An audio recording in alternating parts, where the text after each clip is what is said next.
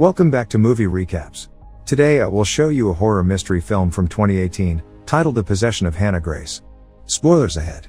Watch out and take care. Inside an abandoned church, a girl is restrained on a bed. There are 3 men with her there, 2 are priests, 1 is her father. The older priest is performing an exorcism on the girl, Hannah. He comes closer to see if she's still breathing and she awakens, the demon controlling her body. The other priest sprays her with holy water, as the older one continues with the exorcism. The girl convulses and her father comes closer begging her to fight. The demon pretends it's the girl for a moment, changing its eyes to her eye color, but laughs as it tricks the father. It takes control of the older priest as well and flings him across the room, killing him. Then, it starts suffocating the younger priest. Seeing what's happening, the father takes a pillow and kills the girl, which releases the other priest from the hold of the demon. The girl's fingers move. 3 months later, Megan walks into a hospital for a job interview and is immediately joined by Lisa. They can be seen drinking coffee, as Lisa tells Megan that she will be there to help. Next, Megan is walking to the facility with Dr. Lewis, who's explaining her new job to her. He asks her about her issues at her previous job as a cop, but she says she's much better now, saying she can handle the job. They enter an elevator and the doctor says that after a while people get creeped out by the job, their imaginations running wild. She doesn't think that will happen to her. As they're going deeper inside the basement area, he tells her that the night shift can only get in and out of the facility by swiping their security card. He keeps showing her around the facility and takes her to the intake bay, telling her that while on duty she can never leave the premises. After the intake bay she is to take the bodies to the receiving room, where she is to take pictures of them as well as scan their fingerprints. They finally enter the facility's freezers and he welcomes her to the team. The next night, Megan walks into the dark hospital and talks to security in the reception area. One of the guards introduces himself as Dave and welcomes her to the night shift. Megan goes down to the resting home. Later, she's seen working on the computer, when the lights go out. She turns them back on, when a body arrives at the intake bay. Her and an ambulance worker transfer the body to the receiving area as they talk. Next, she's capturing images of the body, then scanning its fingerprints. She puts the body in the freezer, but Dave jumps out and scares her. He follows her around, apologizing.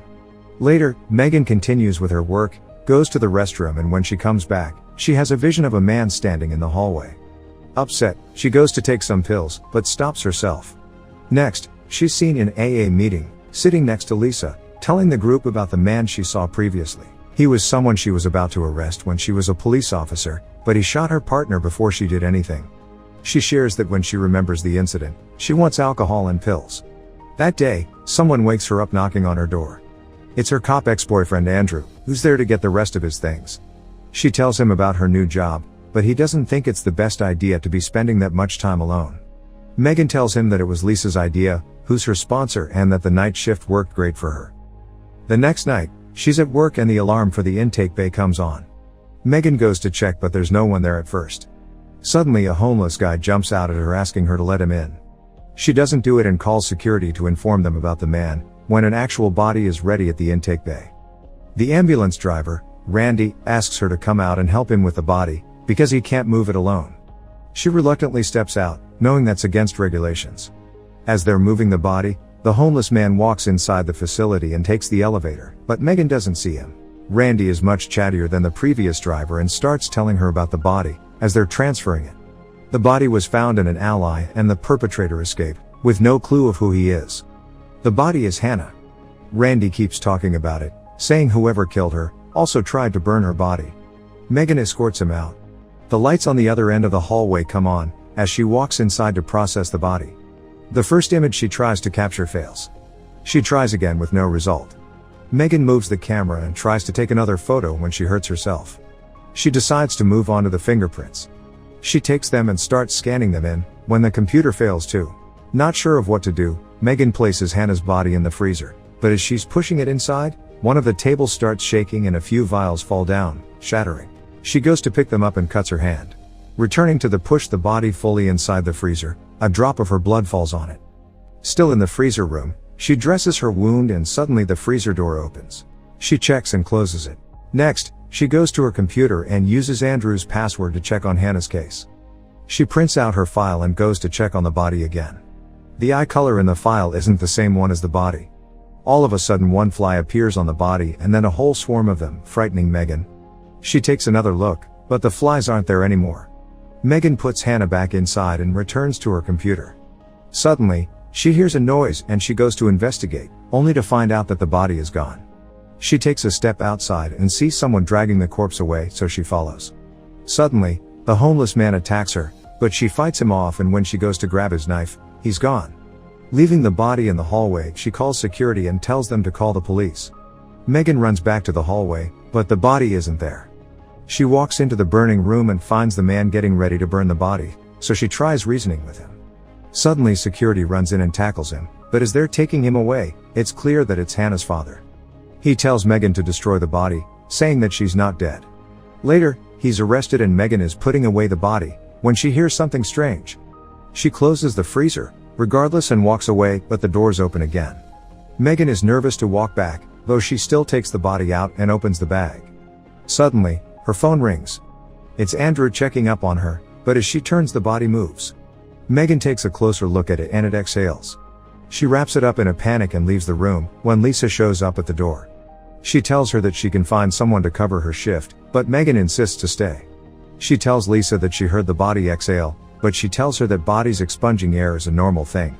Later, they're sitting in her office, talking about the attack and the night her partner got shot, when Dave walks in and tells her there's a cop that wants to talk to her. Lisa and Megan walk out and Dave stays in the facility. The door of the freezer opens again.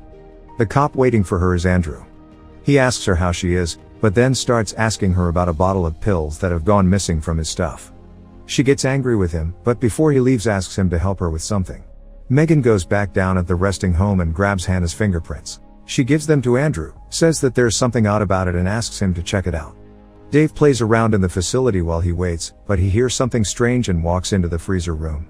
Something is moving inside the freezer, so he opens the door and looks inside, when a hand grabs and then pushes him out. It controls his body like it did the priest and drags him back into the freezer.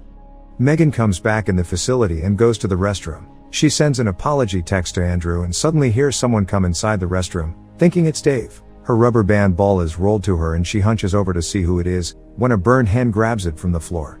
Megan is terrified, but comes out of the stall. There's nothing there. Later, Andrew calls her back and tells her that Hannah has been dead for 3 months. Megan searches for Hannah online and finds an article about her, saying she was possessed by a demon. She goes to investigate the body again and notices that a huge wound that was on it previously isn't there anymore. The other security guard is looking for Dave too, when she walks to the reception desk. She asks for the security footage. Back at her office, she's going through the footage and finds a glitch that looks like the body is in the hallway. Frightened by that, she wants to take some pills again, but doesn't do it and instead goes to find Lisa and get her opinion about the footage. They're both in the facility, looking at the footage, but Lisa doesn't see the same thing Megan does. However, she does see the pills on a counter, while Megan is telling her about what the man was saying about the body in the burning room. Lisa confronts her about the drugs and doesn't quite believe her when she says she didn't take any. Her sponsor thinks that the visions she's been having are caused by stress. Lisa leaves the facility and goes to light a cigarette in a stairwell. She hears some noise upstairs and thinking it's Dave, runs up toward them. As she reaches a corner and sees Dave in the shadows, the body jumps out of the darkness and starts chasing after her. Lisa goes to the roof, but it follows her there and slowly kills her. Back inside the facility, there's another intake.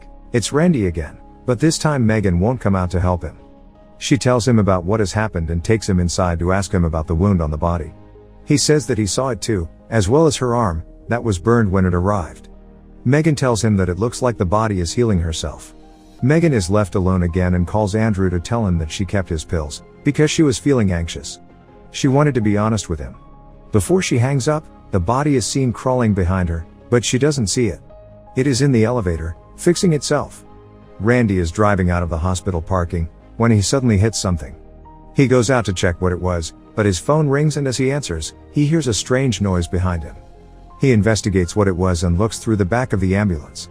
The body is crawling behind him. He turns around and it's there. He runs, but it pins him between 2 ambulances and is coming to get him too. It crawls up to him and kills him. Simultaneously, Megan is checking the footage from a few moments before and sees the same glitch in the elevator first, then the body crawling inside. She runs out thinking Randy's in danger, even though she's not supposed to. She goes into the parking lot and finds him dead. Andrew calls her, telling her that the man from the burning room escaped. Suddenly, He appears behind her and grabs her, taking her hostage. He tells her to get the body out of the freezer. When he opens the bag, the body has changed again. He says that she heals herself by killing people. The man asks why it hasn't killed her too. Megan says that she believes him, so he starts telling her about Hannah, that the demon inside of her doesn't want to leave and that the blue eye is its mark. He explains that he killed her during the last exorcism to save the lives of others, but when they went to bury the body it wasn't there anymore. It killed 4 people in the funeral home. They go to the burning room, as he tells Megan that the only way to destroy the demon is to burn the body. As she looks at the fire, the demon incapacitates Hannah's father and goes after her next, but the man attacks it and saves Megan, only to end up burnt himself. She runs and the body crawls after her. Meanwhile, Andrew arrives at the hospital and finds her phone as well as Randy's body. Megan keeps running away from the walking body, but it just keeps catching up to her. It crawls up to her, as Andrew enters the facility. He looks for Megan inside, but the body just drags her inside the freezer, where she sees the rest of the bodies. Andrew runs into the other security guard, who tells him that everything is down in the hospital. They hear the noise Megan makes in the freezer room and go toward it, finding Megan on the floor. The guard sees the body and runs away, but it eventually catches up to him and kills him. The body heals its last wound and goes after Andrew, when Megan suddenly finds the courage to start shooting at it. She keeps shooting and finally incapacitates the demon, long enough to get her ex out of the facility. She tells him to get help and goes back to pick up the body and take it to the burning room. It wakes up again and struggles with her as it gets burned, but Megan eventually manages to burn it. The police finds her sitting on the floor, playing with a rubber band ball. In the final image of the film, Megan is looking at herself in the mirror. One of her eyes is covered by her hair. A fly appears out of nowhere and she squishes it on the mirror. Make sure to subscribe and turn on notifications so you can watch more videos like this. Thanks for watching.